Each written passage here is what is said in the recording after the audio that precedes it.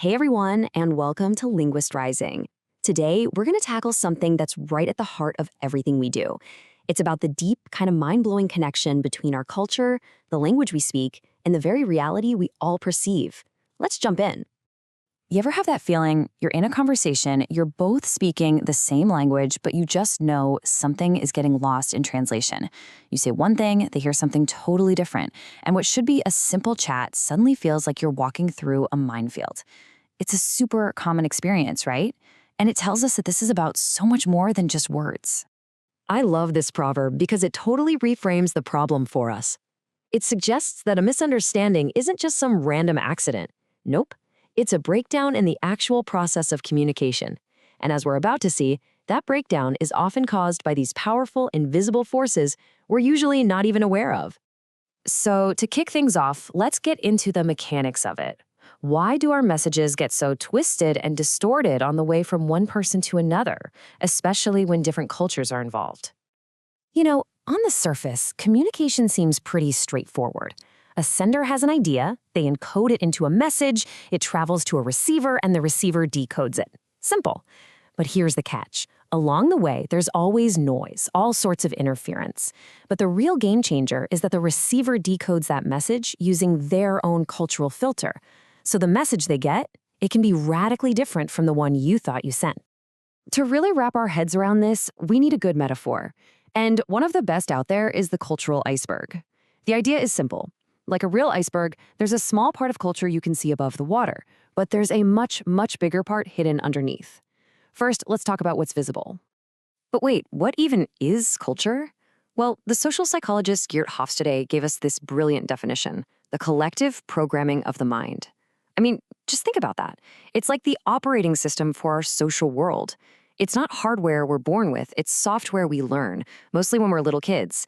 And that software shapes pretty much everything: how we think, feel, and act. Okay, so back to our iceberg. That little tip sticking out of the ocean, that's what we call explicit culture. This is all the stuff we can easily see, the things you'd notice on a vacation or a business trip. It's what most of us think of when we hear the word culture. So what are we talking about here? Things like language, obviously. Food, music, the way people dress. We can look at the architecture, read the books, and even see how people express emotions in public. But here's the trick. Just because we can see this stuff doesn't mean we understand what it really means. The why behind it all, well, that's hidden way down below the surface. And this is where things get really, really fascinating. So let's take a deep breath and dive below the waterline, because we're about to explore that massive, invisible part of the iceberg that's actually running the whole show. This is what we call implicit culture.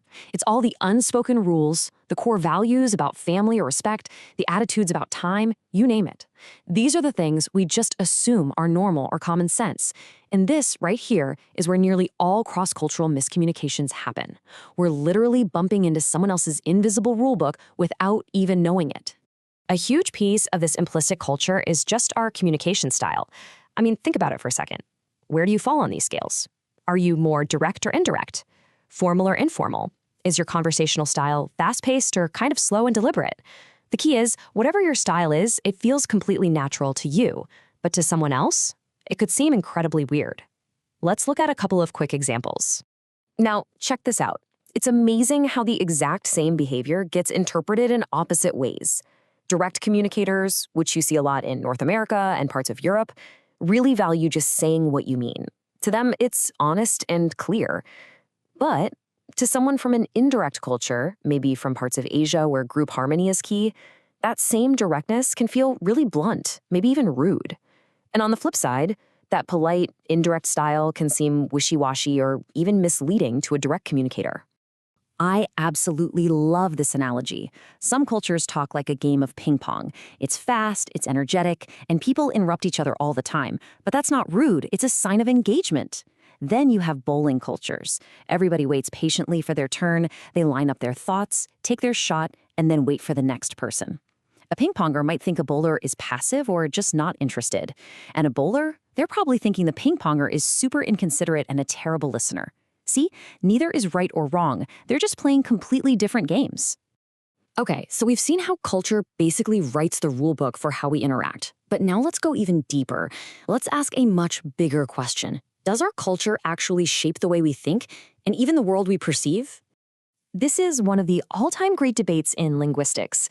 Is it a chicken and egg problem? Do we experience the world and then invent language to describe it? Or does the language we're born into actually build the cage that shapes and limits how we can experience the world in the first place? It's a pretty profound question. And that question led to one of the most famous and controversial ideas in all of linguistics, the Sapir-Whorf hypothesis. In its strongest form, it argues for something pretty radical called linguistic determinism. The idea is basically this. The grammar and vocabulary of your language don't just describe your reality, they determine it. They create it. Edward Sapir himself said it perfectly. Our language habits push us toward certain ways of interpreting everything. The world doesn't just show up as is. We see it through the lens that our language provides. Now, most linguists today would probably soften the word determines to something more like influences, but the core idea is still incredibly powerful. And that brings us to the main event, the big takeaway. Our perception is our reality. It's that simple.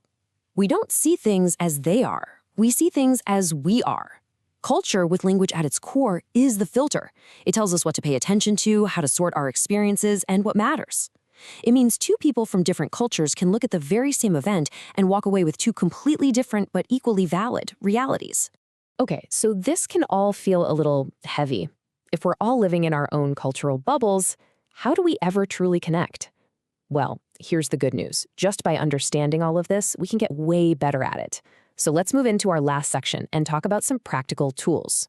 First off, we gotta be honest about the traps we all fall into.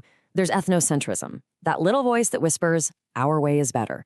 Then there's stereotyping, just using lazy mental shortcuts for other people. And of course, there's plain old fear of looking stupid and laziness, because let's face it, it's just easier to assume everyone's like us. Recognizing these barriers is the first step to climbing over them. So, what do you actually do when you find yourself in one of those confusing, awkward, cross-cultural moments? Well, here's a super practical tool, the STAR approach. Instead of rushing to get out of the awkwardness, you do the opposite. You stop. You take a breath. Then you look and listen to what's actually happening. You try to feel the vibe in the room. Most importantly, you don't assume you know what's going on. And if you're still lost, just ask. A polite question shows you're trying to understand. As we start to wrap up, I want to leave you with 3 foundational rules for getting better at this. Number 1, accept that other people are different. It sounds obvious, but it's huge. 2, humbly accept that you don't know how they're different. And 3, maybe the hardest one, accept responsibility for your own feelings and reactions when you encounter those differences. So I'll leave you with this final thought to chew on. If our own culture gives us just one version of reality, then what new worlds, what new ways of thinking and problem solving can we unlock by learning to see through someone else's eyes? It's not just about getting along better. It's an invitation to expand our own reality,